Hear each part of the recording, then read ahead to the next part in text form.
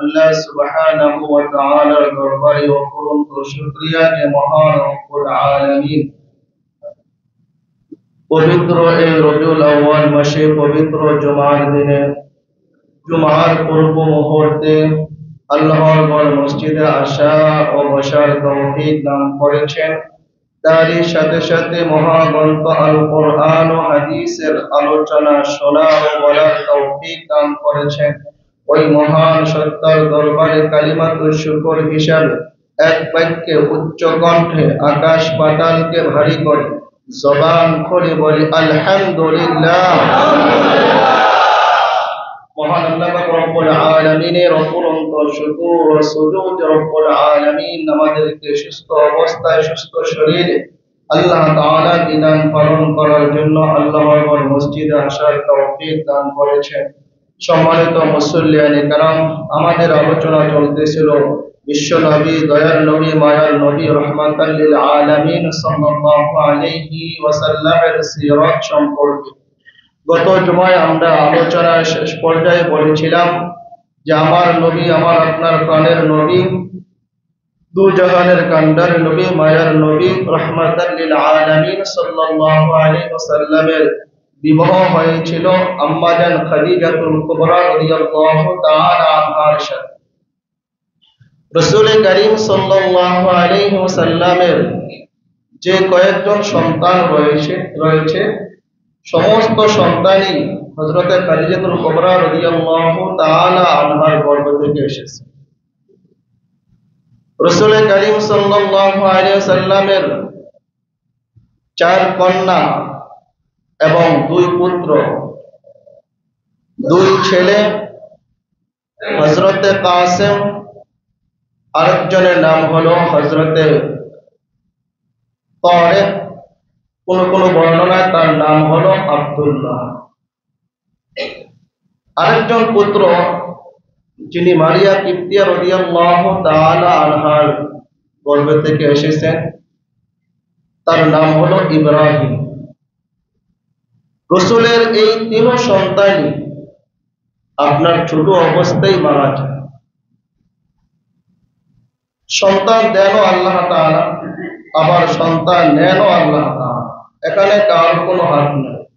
সারা দুনিয়ার সমস্ত মানুষ যদি চেষ্টা করে যে পুত্র সন্তান আনবে, কি বলেন আপনারা, সম্ভব? সারা পৃথিবীর সমস্ত ডাক্তাররা মিলেও যদি চেষ্টা করে যে না একজন পুত্র সন্তান দুনিয়াতে আনবো, এটা পুরা পৃথিবীর কোনো ডাক্তারের ক্ষমতা নেই। সারা দুনিয়ার সমস্ত ডাক্তাররা মিলে যদি বলে যে মেয়ে সন্তানকে প্রতিহত করা হবে, আনা হবে না দুনিয়াতে, সারা দুনিয়ার সমস্ত ডাক্তাররা মিলেও কন্যা সন্তানকে দুনিয়াতে আনা বন্ধ করতে পারবে না, ঠিক কিনা বলেন?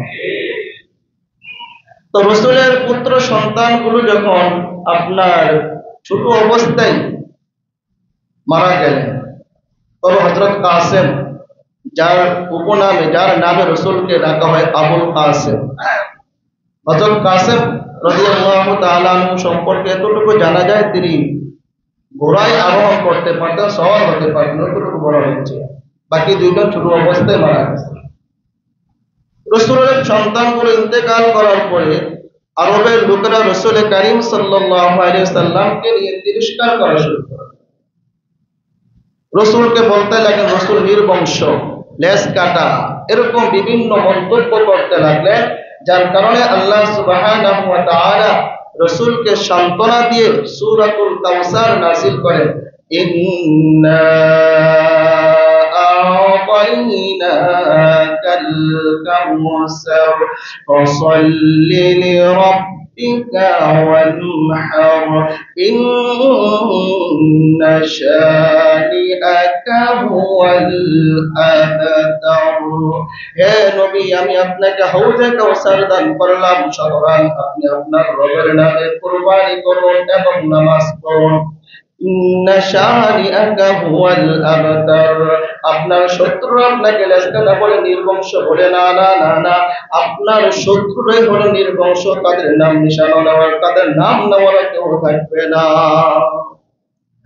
আমার রাসূল নির্বংশ নয়, আমার রাসূলের যদিও পুত্র সন্তানগুলো জীবিত নাই, কিন্তু রাসূলের কন্যা সন্তানদের মাধ্যমে এখনো রাসূলের আওলাদ দুনিয়ার আনাচে কানাচে ছড়িয়ে ছিটিয়ে আছে, ঠিক কিনা বলেন?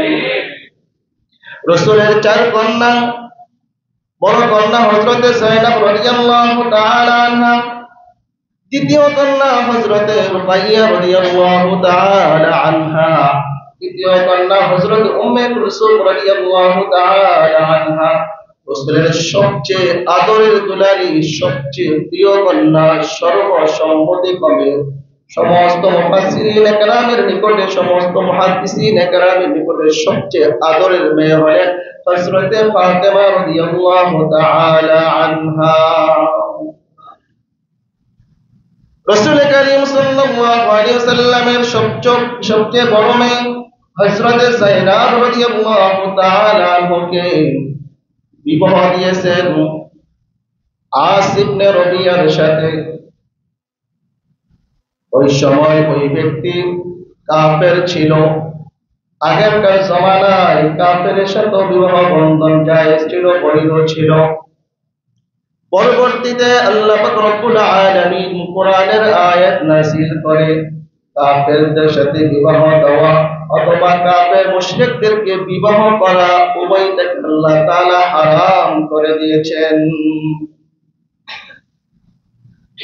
বদরের যুদ্ধের দিন মুসলমানরা যখন কাফেরদের 70 জন নেতাকে নিহত করল এবং 70 জন বড় বড় লিডারকে বন্দী করে আনা হলো, ওই বন্দীদের মাঝে রাসূলের চাচা হযরত আব্বাস রাদিয়াল্লাহু তাআলা আনহু ছিলেন। আব্বাস রাদিয়াল্লাহু তাআলা আনহু খুবই বয়স্ক লোক ছিলেন, বার্ধক্যে উপনীত হয়ে গিয়েছিলেন। সিদ্ধান্ত অনুযায়ী সমস্ত বন্দীদেরকে আপনার বেঁধে রাখা হয়েছে, আসামি তো আসামি। কিন্তু আব্বাস রাদিয়াল্লাহু তাআলা আনহু বয়স্কের কারণে, বার্ধক্যের কারণে তাকে যে বেঁধে রাখা হয়েছে, একটু পরে ও শব্দ করতেছিলেন, কান্না করতেছিলেন। এই শব্দ যখন রাসূলের কানে যায়, রাসূল ঘর থেকে বেরিয়ে আসলেন। সাহাবায়ে কেরাম বললেন, ইয়া রাসূলুল্লাহ, ইয়া হাবিবাল্লাহ, আপনি ঘুমাচ্ছেন না কেন? রাসূল বললেন, আমি কিভাবে ঘুমাই? আমার চাচার কান্নার আওয়াজ যখন আমার কানে আসে, আমি কিভাবে ঘুমাই? তথাপিও সাম্যের বিধান সকলের সাথে চলবে, কাফেরের সাথে কোনো অসাম্য চলবে না, কাফেরের সাথে কোনো দুশমনি চলবে না, ইহুদি খ্রিস্টানের সাথে কোনো দুশমনি চলবে না। বলে আমার চাচা বিদায়, আমার চাচার হাতের বাঁধ খুলে দিই না, চলবে না। যাই হোক, সিদ্ধান্ত হলো সমস্ত কাফেরদের থেকে মুক্তিপণ নিয়ে তাদেরকে ছেড়ে দেওয়া হবে। মুক্তিপণের সিদ্ধান্ত হলো 4000 দিনার। এমনকি যারা বড়লোক ছিলেন তাদের থেকে আরো বেশি আদায় করা হয়েছে। সমস্ত সাহাবায়ে কেরাম বললেন, ইয়া রাসূলুল্লাহ, ইয়া হাবিবাল্লাহ, আপনার চাচা, তার থেকে মুক্তিপণ ছাড়াই তাকে ছেড়ে দেওয়া হোক।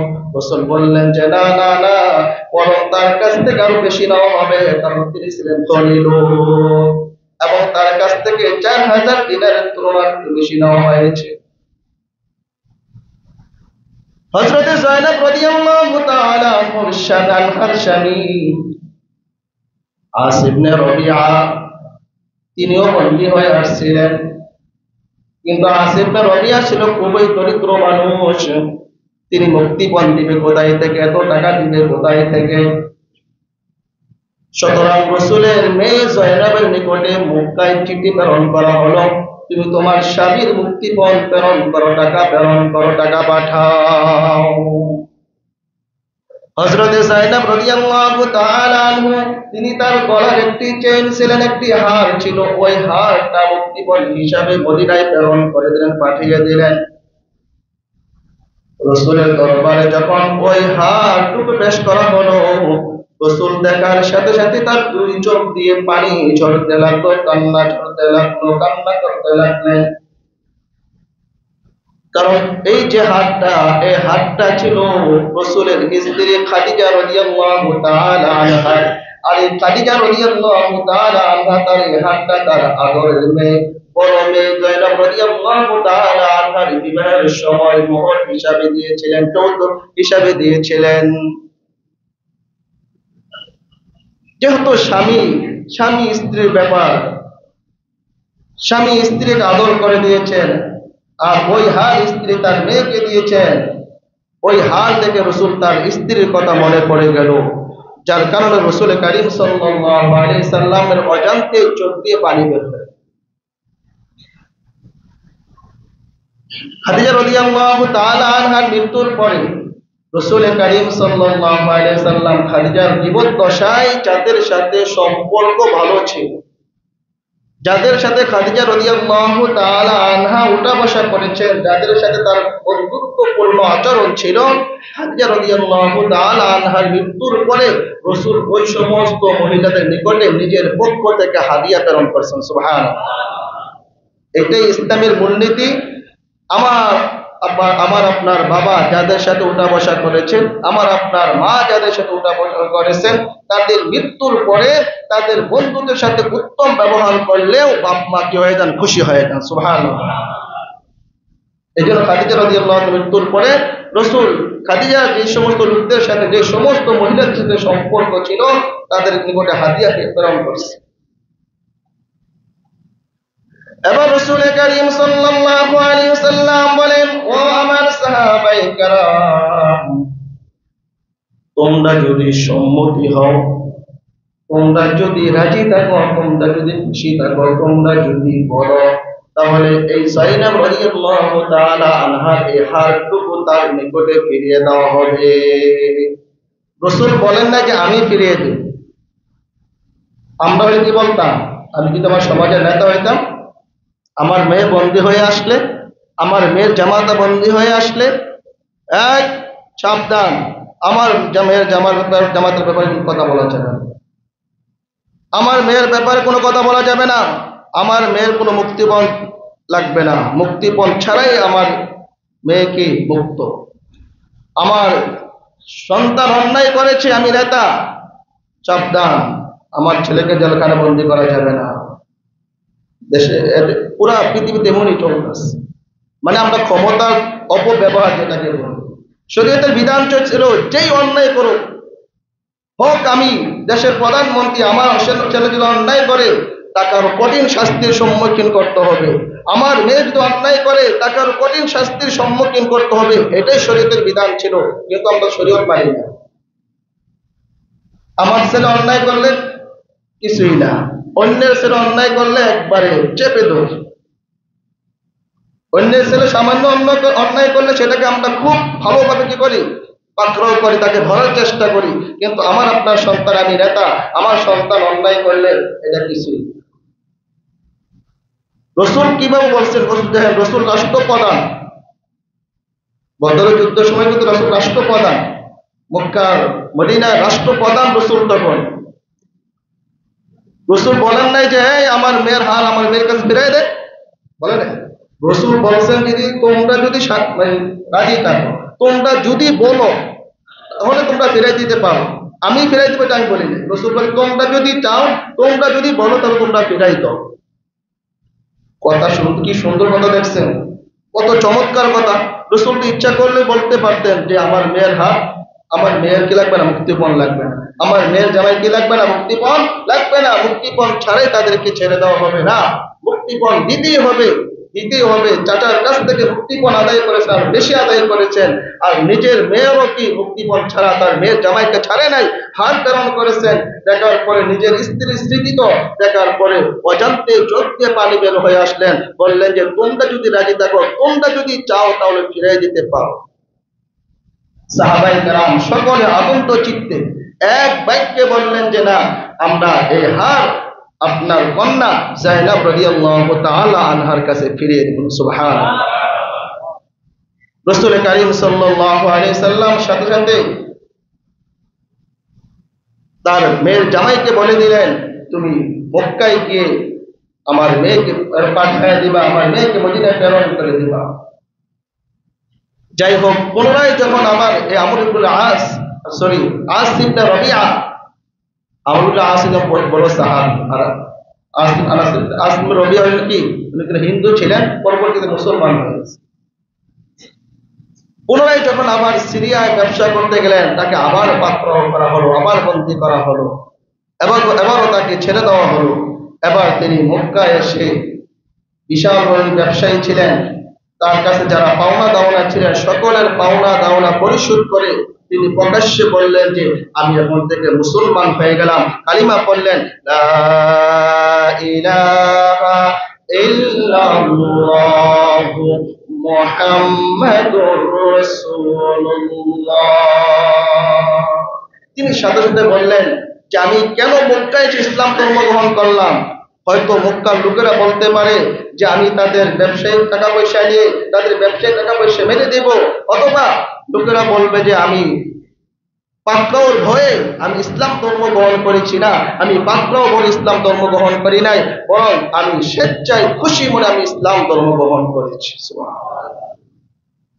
তাহলে যায়েনব রাদিয়াল্লাহু তাআলা আনহুকে বিয়ে দিয়েছিলেন আস ইবনে রবিআর সাথে। রাসূলের অপর দুই মেয়ে হযরতে রুকাইয়া উম্মে কুলসুমের কিন্তু প্রাথমিক পর্যায়ে বিবাহ হয়েছিল আপনার দুই কাফেরের সাথে, আবু লাহাবের দুই ছেলের সাথে, উতবা ও উতাইবার সাথে। তাদের সাথে যখন বিবাহ ছাড়াছাড়ি হয়ে গেল, পরবর্তীতে রাসূলের দুই কন্যা, প্রথম কন্যা, দুই নম্বর কন্যা হযরতে রুকাইয়া রাদিয়াল্লাহু তাআলা আনহাকে বিবাহ দেওয়া হলো হযরতে উসমান গনি রাদিয়াল্লাহু তাআলা আনহু সাথে। উসমান গনি, এই রুকাইয়া রাদিয়াল্লাহু তাআলা আনহু তৃতীয় হিজরিতে তিনি ইন্তেকাল করেন। এবার তিন নম্বর মেয়ে উম্মে কুলসুমকে রাসূল করিম সাল্লাল্লাহু আলাইহি সাল্লাম উসমানের সাথে বিবাহ দিয়ে দিলেন, যার কারণে হযরত উসমানের উপাধি লেগে গেল জিন নূরাইন, দুই নূরের অধিকারী। সুবহানাল্লাহ। হযরত উম্মে কুলসুমও মারা গেলেন। রাসূল এবার বললেন যদি আমার অন্য কোনো কন্যা থাকতো, অন্য কোনো মেয়ে থাকতো, তাহলে আমি উসমানের সাথে বিবাহ করতাম। সুবহানাল্লাহ। একবার এক লোক বিশ্ব নবী, দয়ার নবী, রাহমাতাল লিল আলামিন সাল্লাল্লাহু আলাইহি সাল্লামের দরবারে এসে কিছু চাইলেন, ইয়া রাসূলুল্লাহ, ইয়া হাবিবাল্লাহ, আমাকে কিছু সহযোগিতা করেন। রাসূল বললেন উসমানের নিকটে চলে যাও, উসমানের নিকটে গিয়া চাও। ওই মুসাফির ব্যক্তি হযরত উসমান গনি রাদিয়াল্লাহু তাআলা আনহুর বাড়িতে চলে গেলেন। দেখলেন হযরত উসমান গনি রাদিয়াল্লাহু তাআলা আনহু গাছ থেকে তুলা পড়ে, তুলা যে উঠতেছে, ওই তুলাগুলো তিনি পোড়াইতেছেন। তুলা চেনেন না? তুলা গাছ আছে না, তুলা গাছ থেকে আপনার তুলা যখন পেকে গেছে, ওগুলা ছিটে ছিটে যখন পড়তেছিল, উঠতেছিল, দেখতেছেন ওসমান ওগুলাকে পোড়াইতেছেন, ওগুলা টোকাইতেছে। ওই মুসাফির ব্যক্তি মনে মনে ভাবলো এত বড় কিপন, তার কাছে রাসূল আমারে পাঠাইছে সহযোগিতা চাওয়ার জন্য। লোকটা মনে মনে ভাবলেন যে এত বড় কিপন যে তুলা টোকা, তার কাছে রাসূল পাঠাইছে আমাকে কি চাওয়ার জন্য, সহযোগিতা চাওয়ার জন্য। তিনি না চেয়ে চলে গেলেন। রাসূল বললেন কি ব্যাপার, তুমি চলে আসলে কেন? বলে ইয়া রাসূলুল্লাহ, ওসমান যে কিপন মানুষ, বখির মানুষ। বলে কি হয়েছে? বলে দেখলাম ওসমান গাছ থেকে তুলা পড়তেছে আর তুলা টোকাইতেছে। রাসূল বললেন যাও, তুমি তার কাছে চাও গিয়া চাও। এবার আবার চলে আসলেন। আসার পরে দেখলেন ওসমান গনি রাদিয়াল্লাহু তাআলা আনহু পিপিলিকা থেকে খাবার তাড়াইতেছেন, খাবার নিতেছে। গোদাম থেকে পিপিলিকা খাবার নিয়ে যাইতেছে, পিপিলিকার মুখ থেকে খাবার আটকাইতেছে। এই অবস্থা দেখে মুসাফির বলে এত বড় কিপন, পিঁপড়ার থেকে খানা আটকা, না এর কাছে চাইলে কিছু পাওয়া যেত না। আবার চলে গেলেন রাসূলের দরবারে। রাসূল বলে কি ব্যাপার, তুমি আবার চলে আসলে কেন? বলে ইয়া রাসূলুল্লাহ, আমি যখন ওসমানের বাড়ির কাছে গেলাম, গিয়ে দেখি তিনি পিঁপড়ার থেকে খাবার সংগ্রহ করতেছে। তো এত বড় কিপন, তিনি আমাকে কি দান করবে? রাসূল বলেন যাও, আমি তোমাকে যেটা বলছি তুমি যাও, তুমি গিয়ে ওসমানের কাছে যাও। তুমি ওসমান কি পরিমাণ, ওসমানের গনি এমনি নাম লেখা নাই, গনি মানে কি ধনী, সফিউন দানশীল, দানবীর, ধনী ছিলেন, ধনাঢ্য ব্যক্তি ছিলেন। এবার তিনি ওসমান গনি রাদিয়াল্লাহু তাআলা আনহুর বাড়িতে গেলেন, গিয়া বললেন যে রাসূল আমাকে পাঠিয়েছেন, আমাকে কিছু সহযোগিতা করার জন্য। সুবহানাল্লাহ বলেন না? ওসমানের কারবার দেন না কি করতেছে। ওসমান গনি রাদিয়াল্লাহু তাআলা আনহু বলেন, ভাই আমার, ওই যে মাঠ দেখতেছো, ওই মাঠে আমার অনেকগুলো উট আছে, অনেকগুলো দুম্বা আছে। ওই পুরা মাঠের উট এবং দুম্বা আমি তোমাকে দিয়ে দিলাম। সুবহানাল্লাহ বলেন। ওই জমানা বলতেছে, বিভিন্ন রাওয়ায়াত পাওয়া যায় যে ওই জমানার প্রায় 10 কোটি সম্পদ হবে, 10 কোটি টাকার যে সম্পদ হবে। সুবহানাল্লাহ। ওই জমানার 10 কোটি টাকার সম্পদ ওসমান গনি রাদিয়াল্লাহু তাআলা আনহু একজন সাহায্য চেয়েছেন, তাকে দিয়ে দিলেন। সুবহানাল্লাহ। এবার ওই লোক ওসমান গনি রাদিয়াল্লাহু তাআলা আনহুকে জিজ্ঞাসা করলেন যে আপনাকে দেখলাম আপনি তুলা টোকাইতেছেন, পিঁপড়া মুখ থেকে খাবার নিতেছেন, এর কারণ না, আপনি এত কৃপণতা করেন কেন? ওসমান গনি বলেন যে আমি কৃপণতা করি নাই, আমি তো অপচয় রোধ করতেছি। কারণ তুলাগুলো নষ্ট হয়ে যাবে, পড়ে যাবে, অন্য জায়গায় অন্যত্র চলে যাবে, যাতে ওই নষ্ট যাতে না হয় এই জন্য আমি তুলা কি করছিলাম, পড়াইতেছিলাম। আর পিঁপড়ার মুখ থেকে খাবারটা এই জন্য দিয়েছিলাম যে পিঁপড়া কি করবে, খাবার নিয়ে যাবে, গুদাম থেকে নিয়ে যাবে, খাবার নষ্ট হবে, অপচয় হবে, অপচয় রোধ করার জন্য আমি পিঁপড়ার মুখ থেকে খাবার আটকাই দিয়েছিলাম। সুবহানাল্লাহ। তো এরকম অনেক কাজ দেখা যায় বাহ্যিকভাবে দেখতে খারাপ, দেখতে মনে হয় যে হুজুর কি চেষ্টা করতেছে, এটা তো ভালো না, কিন্তু ভিতরগত যখন জানবেন, জিজ্ঞাসা করবেন, তখন খোলাসা হয়ে যায়। এরকম অনেক কাজ, এরকম অনেক সময় আমরা এরকম পরিস্থিতিতে পড়ে যাই, করতে বাধ্য হই, কিন্তু আপনি দূর থেকে দেখে মনে আপনি সমালোচনা শুরু করে দিচ্ছেন যে এটা হুজুর এটা কেন করবো, এটা হুজুর অনেক সময় কি হয়, বাধ্য হইয়া করতে হয়, অনেক সময় চাপে পড়ে করতে হয়। এখন আপনি যখন জিজ্ঞাসা করতেন, জিজ্ঞাসা করলে কি হয়ে যেত, খোলাসা হয়ে যেত, সমাধান হয়ে যেত, কিন্তু আপনি জিজ্ঞাসা করেন নাই, দূর থেকে দেখা এখন আমরা সমালোচনা শুরু করে। এগুলা কি না? ঠিক না। শরীয়তের বিধান হলো কারো ব্যাপারে যদি আপনার কাছে কোনো মন্তব্য আসে, কোন খারাপ কোনো মন্তব্য আসে, আপনি তাকে জিজ্ঞাসা করেন যে ভাই আপনার ব্যাপারে এই কথাটা আমাদের কাছে আসছে, আসলে কি আপনি এই কাজে জড়িত আছেন কিনা। সে যদি আল্লাহর বান্দা হয়ে থাকে, সে যদি নবীর উম্মত হয়ে থাকে, তার অন্তরে যদি সামান্য পরিমাণ ঈমান থাকে, সে কখনো মিথ্যা কথা বলবে না, সে স্বীকার করে নেবে যে হ্যাঁ ভাই এটা আমি করেছি বা করিনি। প্যারা হাজিরিন, এই ছিল রাসূলের 3 কন্যা। এবার সর্বশেষ কন্যা, সবচেয়ে আদরের কন্যা, জান্নাতি মহিলাদের সরদার, ফাতিমাতু সাইয়্যিদাতু নিসাই আহলিল জান্নাহ। এই জান্নাতি সরদারকে বিবাহ করার জন্য তো চতুর্দিক থেকে বিবাহের প্রস্তাব আসতেছে। হযরত আবু বকর সিদ্দিক প্রস্তাব দিয়েছেন, রাসূল নাকচ করে দিয়েছেন। আবু বকর ওমর বিবাহের প্রস্তাব দিয়েছেন, রাসূল নিষেধ করে দিয়েছেন। এবার সকল সাহাবায়ে কেরাম বলতেছে, আলী তুমি যাও, তুমি গা বিবাহের প্রস্তাব দিলেই তোমার প্রস্তাব রাসূল কারীম সাল্লাল্লাহু আলাইহি সাল্লাম গ্রহণ করে নেবেন। সুবহানাল্লাহ। আলী রাদিয়াল্লাহু তাআলা খুবই লাজুক মানুষ ছিলেন, খুবই লজ্জা পাইতেন, লাজুক মানুষ ছিলেন। তো সাহাবায়ে কেরাম রাসূল একবার বসা আছেন, তাকে ঠেলে ঠুলে পাঠাইছেন রাসূলের দরবারে, যে গিয়া তুমি প্রস্তাব দাও, বা তুমি গিয়া রাসূলের সামনে শুধু বসো, বসলে রাসূল বুঝতে পারবে। সবাই ঠেলে ঠুলে পাঠাইছেন। হযরত আলী রাদিয়াল্লাহু তাআলা এক দরজাটা ঢুকছেন, আরেক দরজাটা বাইরে গেছেন, রাসূলের সামনে বসে নাই, রাসূলের উপর বিবাহ সম্পর্কে কথাই বলেন। আবার সাহাবায়ে কেরাম হযরত আলী রাদিয়াল্লাহু তাআলা বললেন, যাও তুমি যাও, তুমি রাসূলের দরবারে যাও, রাসূলের সামনে বসো, তোমার মুখ খুলে বলতে হবে না, তুমি গেলেই রাসূল বুঝবে যে তুমি বিবাহের জন্য আসছো। সুবহানাল্লাহ। আলী রাদিয়াল্লাহু তাআলা আনহু রাসূল কারীম সাল্লাল্লাহু আলাইহি সাল্লামের সামনে গেলেন। রাসূল বললেন, আলী বিবাহ করবা, বিবাহ করার জন্য কি আছে? বলে, ইয়া রাসূলুল্লাহ সম্বল তো নাই। আজকে তো আমরা সম্বল খুঁজি, জামাই লাখ লাখ কোটি কোটি টাকা আছে কিনা, ব্যাংক ব্যালেন্স আছে কিনা, গাড়ি বাড়ি এই সেই আছে কিনা, কত কিছু খুঁজি, আমার মেয়ের নাকি খাওয়াবো। বলে, ইয়া রাসূলুল্লাহ এই ধানটা আছে, বলতেছে এটা বিক্রি করে বাজার সদাই করো, তোমার সাথে আমার মেয়েকে বিবাহ দেওয়া হবে। ছেলে দেখতো ধন সম্পদের দিকে তাকাইলে হবে না। ছেলে কর্মঠ কিনা, ছেলে ধার্মিক কিনা, ছেলে আল্লাহওয়ালা কিনা, ছেলে নামাজি কিনা, সেটা দেখেন। আপনি টাকা পয়সা খুঁজেন, আমরা টাকা পয়সা খুঁজি, টাকা পয়সার পিছনে দৌড়াদৌড়ি করি, কিন্তু ছেলে নামাজি না, ছেলে ধার্মিক নয়, ছেলে পরহেজগার নয়। একটা কথা আগেও বলছিলাম, এটা একজন মাইন্ড করছিল, যে বলছিলাম যে ছেলে খারাপ না ভালো সার্টিফিকেট আমাদের কাছ থেকে নেবেন, যার কারণে এক লোক মাইন্ড করছে। এটা মাইন্ড করার কি আছে আমি কিছু বুঝি না। এলাকার কোন ছেলে ভালো, কোন ছেলে ধার্মিক, এটা সবচেয়ে ভালো জানে কে? মসজিদে যারা আসে তারাই তো ভালো, ঠিক না? কি করেন আপনারা, কি বলেন? যারা নামাজ পড়ে না তারা যতই আপনার স্ট্যান্ডার্ড ফ্যামিলি হোক তারা ভালো, আমি বললে তো হইব না।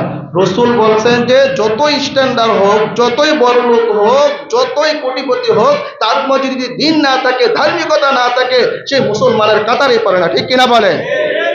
সুতরাং যারা মসজিদে আসবে, যারা দিনদার মুত্তাকি পরহেজগার, যে যুবক মসজিদে আসবে, ফজরে আসবে, এশারে আসবে, রসুল বলছেন সে ভালো। রসুল বলছেন কি? সে ভালো। যে ফজরে নামাজে আসবে, যে এশারে নামাজে আসবে, যে 5 ওয়াক্ত নামাজে আসবে, সে ভালো। এখন আমরা যদি এই কথা বলি যে আমাদের কাছে জিজ্ঞাসা করবেন, এটা কি অন্যায় হয়ে গেল? যারা নামাজ পড়ে না, যারা বেনমাজি, আমাদের কাছে আসলে আমরা তাকে সাপোর্ট দিয়ে দেবো যে সে খুব ভালো। আর যারা নামাজ পড়ে, দিনদার, ধার্মিক, আল্লাহওয়ালা, পরহেজগার মানুষ, আমাদের কাছে জিজ্ঞাসা করলে আমরা বলবো সে খারাপ। কখনো তো হতে পারে এটা নিয়মে, এটা যে আপনি কোন এলাকা বিবাহ করাতে যাবেন, আপনার ছেলেকে নিয়ে বিবাহ দিতে যান, তবে আপনার মেয়েকে বিবাহ করাতে যান, ওই এলাকার ইমামকে জিজ্ঞাসা করবেন যে এই ছেলেটা কেমন। ওই এলাকার ইমামকে জিজ্ঞাসা করবেন মেয়েটা কেমন, তাহলে আপনি কি পেয়ে যাবেন? আপনি সমাধান পেয়ে যাবেন, অবশ্যই পেয়ে যাবেন। যদি ইমাম সাহেবের ওই মেয়ে সম্পর্কে ধারণা থাকে, ওই ছেলে সম্পর্কে ধারণা থাকে, ইমাম সাহেব বলে দেবে যে এই ফ্যামিলির লোকেরা ভালো, এই ফ্যামিলির লোকেরা মুত্তাকি পরহেজগার, আল্লাহ ওয়ালা, নামাজ পড়ে, সুদ ঘুষের সাথে তারা জড়িত না, জিনা ব্যভিচারের সাথে তারা জড়িত না, মেয়েগুলো পর্দা করে, পর্দাশীল, ছেলেটা ভালো। কিন্তু অনেক লোক তো আছেন জিজ্ঞাসা করলে আর লাগায়, ফ্যামিলি ভালো, দিনদার, মুত্তাকি পরহেজগার, আল্লাহ ওয়ালা, কিন্তু জিজ্ঞাসা করছে তোর এটা কোন ফ্যামিলি হইল? এটা কোন ফ্যামিলি হইল? এই ফ্যামিলির সাথে আত্মীয় করতে আসছে কি? এরকম হয় না? হয়নি বলেন? আমি অবাস্তব কিছু বলতেছি? সমাজে যে বাস্তব চিত্র, আর সে জিজ্ঞাসা করছে আপনাকে, আপনি জানেন সে ভালো, তারপরে অনেক লোক আছে বলে যে না এই ফ্যামিলি ভালো, এই ফ্যামিলির সাথে আত্মীয় করেন। কেন ভাই? এটা প্রতিটা আপনি কেন করতে গেলেন? আপনার কি লাভ হবে? আজকে যদি আপনি ভালো দিক কথা বলে, বাস্তবিক পক্ষ যদি ভালো থাকে, ভালো দিকটা যদি আপনি বলে দিতেন আর বিবাহ হইতো, তাহলে তো আপনাকে সব পেয়ে যেত। আর আপনি যে বলবেন যে ভালো না, খারাপ, আপনি যে বলে দূর করে দিলেন, এটার কারণে আল্লাহর কাছে কাল কিয়ামতের ময়দানে আপনাকে জবাবদিহি করতে হবে। কেন তুমি মিথ্যা কথা বললা? কেন তুমি মিথ্যা কথা বলে একটা বিবাহ ধ্বংস করে দিলে, একটা বন্ধন তুমি শেষ করে দিলা? আল্লাহর কাছে জবাবদিহি করতে হবে। আর যদি আমি বাস্তবটা বলবো, মিথ্যাও বলবো না, আবার মিথ্যা মানে আপনার কি আছে ফ্যামিলি ভালো না, সেখানে আমি মানে কি করলাম যে খুব ভালো বললাম, সেটাও বলা দরকার। যেটা আছে সেটাই হোক। আপনাকে যদি কেউ জিজ্ঞাসা করুন কোনো ফ্যামিলি সম্পর্কে, কোনো মেয়ে সম্পর্কে, কোনো ছেলে সম্পর্কে, আপনি যেটা জানেন, ভালো যেটা জানেন, ভালো হলে ভালোটা বলবেন, আর খারাপ হলে খারাপটাই বলবেন। বাড়াইও বলবেন না, কমাইও বলবেন না, অতিরঞ্জিত করা যাবে না, বাড়াবাড়ি ছাড়াছাড়ি করা যাবে না। আলী রাদিয়াল্লাহু তাআলা আনহুর সাথে ফাতেমা রাদিয়াল্লাহু তাআলা আনহার বিবাহ হয়ে গেল। রাসূল কারীম সাল্লাল্লাহু আলাইহি সাল্লাম ফাতেমা রাদিয়াল্লাহু তাআলা আনহার বিবাহের মধ্যে যে উপঢৌকন দিয়েছিলেন, একটি চাদর, একটি বালিশ, যে বালিশের মধ্যে খেজুরের ছাল ভরা ছিল, চামড়ার একটি গদি এবং 4 পায়া, এবং রশির একটি 4 পায়া। আপনারা হয়তো অনেকে দেখছেন, আমরা ছোটবেলায় দেখছি রশি দিয়ে আপনার কি চকি বানাইছে, রশির চকি দেখছেন না? অনেকে হয়তো দেখছেন। তো ওই রশির চকি কি করছেন? রসুল তার মেয়েকে হাতিয়া দিয়েছেন বিবাহের মধ্যে। দেখেন, 2টা মাটির কলস, 3টা পান পাত্র, একটা ছিল বড় পানি রাখার জন্য, আর দুইটা ছিল ছোট পাত্র পানি নিয়ে পান করার জন্য। একটা ছিল জাতা, ওই জাতা দ্বারা ফাতেমা রাদিয়াল্লাহু তাআলা আনহা তিনি নিজে পিষতেন, নিজে ঘরের সংসারের সমস্ত কাজ কারবার করতেন। কল্পনা করা যায় জাহানের সর্দারের মেয়ে নিজের সব কাজ নিজের হাতে করে। হাদিসের মধ্যে পাওয়া যায় ফাতেমা রাদিয়াল্লাহু তাআলা আনহা নিজের হাতে সব কাজ কারবার করার কারণে প্রায় সময় তার শরীরের কাপড় ময়লা থাকতো। ফাতেমা রাদিয়াল্লাহু তাআলা আনহাকে লোকেরা বললেন, ও ফাতেমা, তোমার আব্বার কাছে গনিমতের মাল এসেছে, বাবার কাছে যাও, আলীকে পাঠাও, বাবার কাছে গিয়ে বলো একজন খাদেমের কথা, একজন খাদেম দিলে তোমার কাজে সহযোগিতা করবে। আলী রাদিয়াল্লাহু তাআলা আনহু রাসূলের দরবারে চলে গেলেন। গিয়ে দেখলেন রাসূল কারীম সাল্লাল্লাহু আলাইহি সাল্লাম সাহাবায়ে কেরামকে নিয়ে বসে আছেন। আলী রাদিয়াল্লাহু তাআলা আনহু লজ্জার কারণে, শরমের কারণে রাসূলের কাছে কিছুই চাই নাই, কিছুই না বলে চলে আসলেন। এবার ফাতেমা রাদিয়াল্লাহু তাআলা আনহা নিজে গেলেন। রাসূল কারীম সাল্লাল্লাহু আলাইহি সাল্লাম বললেন, মা জননী তুমি কেন এসেছো? রাসূল বললেন, ফাতেমা রাদিয়াল্লাহু তাআলা আনহা বলেন, ইয়া রাসূলুল্লাহ, ইয়া হাবিবাল্লাহ, সারাদিন সংসারের কাজ করার কারণে আমার প্রায় সময় আমার কাপড় চোপড়গুলো ময়লা থাকে। আপনার দরবারে দাসী বান্দি এসেছে, একজন যদি বাড়ি আমাকে নিতেন আমার কাছে সহযোগিতা করার জন্য, তাহলে কতই না ভালো হইতো। রাসূল বললেন, মা পরকালকে ভয় করো, নিজের কাজ নিজে করো। আমি তোমাকে এমন একটা আমল শিখাইয়া দেই যে আমলের কারণে, যে আমলটা করলে তোমার সব কাজ সহজে সমাধান হয়ে যাবে। সুবহানাল্লাহ বলে। ও ফাতেমা, যখন রাত্রে ঘুমাতে যাবে, ও ফাতেমা রাত্রে যখন ঘুমাতে যাবে 33 বার পড়বে সুবহানাল্লাহ, 33 বার পড়বে আলহামদুলিল্লাহ, আর 33 বার পড়বে আল্লাহু আকবার, আর একবার পড়বে আশহাদু আল্লা ইলাহা ইল্লাল্লাহু ওয়াহদাহু লা শারীকা লাহু ওয়া আশহাদু আন্না মুহাম্মাদান আবদুহু ওয়া রাসূলুহু। এই আমলটা যদি তুমি প্রতিদিন রাতে করতে পারো ফাতেমা, তাহলে একজন গোলাম, একজন দাসী বাতির চেয়েও তোমার জন্য উত্তম হয়ে যাবে। সুবহানাল্লাহ। এবং তোমার কাজে সহযোগিতা হয়ে যাবে। সুবহানাল্লাহ। রাসূলের মেয়ে, আদরের মেয়ে, নিজে সব কাজ নিজে করেছেন। আর আমাদের তো এখন আমাদের স্ত্রীদের, মেয়েদের, বোনদের অবস্থা, একটু টাকা পয়সা হয়ে গেলেই চাকর লাগবে, গোলাম লাগবে, দাসী লাগবে, বাদী লাগবে, কাজের মেয়ে লাগবে, কাপড় ধোয়ার জন্য একজন লাগবে, রুম মোছার জন্য একজন লাগবে, সন্তান লালন পালন করার জন্য একজন লাগবে। সন্তানকে পর্যন্ত আমরা লালন পালন করতে চাই না, যার কারণে এই সন্তানগুলো বড় হওয়ার পরে বাপ মার প্রতি তাদের আদর, স্নেহ, মায়া, মমতা, ভালোবাসা থাকে না, ঠিক কিনা বলে? কারণ আমাদের তাদের প্রতি মায়া মমতা নাই, ভালোবাসা নাই, ও মানুষ দিয়ে বলতেছি, যার কারণে এই সন্তানগুলো বড় হইলে বাপ মাকে আদর স্নেহ করে না, বাপ মাকে ভালোবাসে না, বাপ মাকে শ্রদ্ধার চোখে দেখে না। কেন দেখে না? কারণ আমি তো ছোটবেলা থেকে লালন পালন করি নাই, আদর স্নেহ করি নাই, মায়া মমতা করি না। প্যারে হাজিরিন, এই ছিল রসুলের যে আপনার চাইল্ড মেয়ে, এই চাইল্ড মেয়েকে এই কয়েকজন লোকদের সাথে কি করা হয়েছে? বিবাহ দেওয়া হয়েছে। আল্লাহ তাআলা আমাদের সকলকে রসুলের জীবনী থেকে, রসুলের কন্যাদের জীবনী থেকে শিক্ষা গ্রহণ করে আমরা আমাদের জীবনকে সুন্দর করবার তৌফিক দান করেন। ওয়া আখিরু দাওয়ানা আলহামদুলিল্লাহি রাব্বিল আলামিন। যারা সুন্নাত করেন নাই, যারা